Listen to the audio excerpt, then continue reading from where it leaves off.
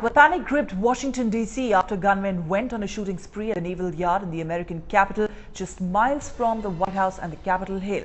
The rampage left 13 people dead, including one of the shooters who's been identified as Aaron Alexis, a 34-year-old military contractor from Texas. Officials say Alexis is believed to have gone into the yard by using someone else's identification card. It's not yet clear if that individual was an accomplice or if that person's ID card was stolen. The police are still on the lookout for another possible suspect. Officials said at least 12 people were wounded in the gunfire inside building at the Naval Sea Systems Command headquarters, including a law enforcement officer. Just a mile away at the U.S. Capitol, the Senate temporarily locked down all its offices and buildings. At Washington Reagan National Airport, flights were disrupted and departures temporarily halted. About 3,000 people work at the Naval Sea Systems Command headquarters, which builds, buys and maintains the Navy's ships and submarines apart from combat systems. While President Obama mourned the mass shooting and vowed to punish those behind this attack, Washington Mayor Vincent Gray said that the shootings did not appear to be an act of terror, but said the possibility has not been ruled out. As this investigation moves forward, we will do everything in our power to make sure whoever carried out this cowardly act is held responsible.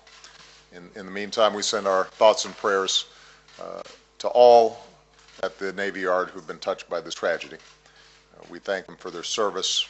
We stand with the families of those who've been harmed. They're going to need our love and support. And as we learn more about the courageous Americans who died today, their lives, their families, their patriotism, we will honor their service to the nation. They helped to make great. We have no known motive at this stage. There were people who asked earlier if this was a terrorist event. We don't have any reason to think that at this stage, but we're continuing that investigation to try to determine what the motive is. Right now we're confirming at least 12 fatalities. We had a few additional folks who were injured. They were not fatally injured. We are officially now transitioning to an FBI lead. So the FBI will lead the investigation. The entire investigation will be processed and handled as a unified process. I was on the phone and somebody came on my desk and said, hey, this is not a fire alarm. Somebody has been shot in the building. So we went around trying to get people out of the building. And as we were exiting the back door, we noticed him down the hall. He stepped around the corner, we heard shots. And as he came around the corner, he aimed his gun at us and then he fired at least 2 or 3 shots. It was far enough down the hall that we couldn't see his face, but we could see him with the rifle, and he raised and aimed at us and fired, and he hit high on the wall just as we were trying to leave. What was going through your mind? Get everyone out of the building right now. Get everyone out of the building because there's someone shooting.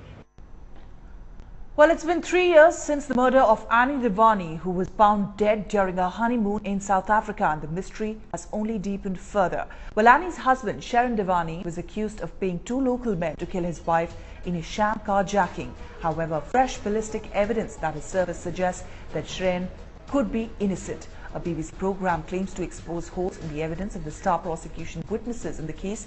The BBC says it has obtained secret police files that exposes fundamental mistakes both in the police investigation and the interpretation of forensic evidence. Danny's family has maintained that Sharon's sexual orientation could also be one of the reasons behind his alleged plot to kill his wife. However, the new evidence, as highlighted by the BBC documentary, contradicts that theory. Devani's alleged accomplices, taxi driver and gunman, had named Sharon as the one who had ordered this hit. However, call records have no mention of any such phone call. And finally, forensic experts claim that Annie was killed in a struggle, which disproves the execution theory.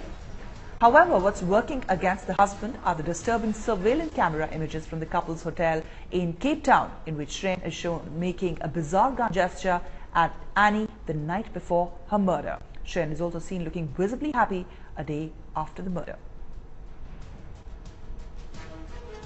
While further, the testimony of a male prostitute has added weight to the theory that Sharon was gay. The prostitute claims that he had physical relations with Devani even after his engagement to Annie.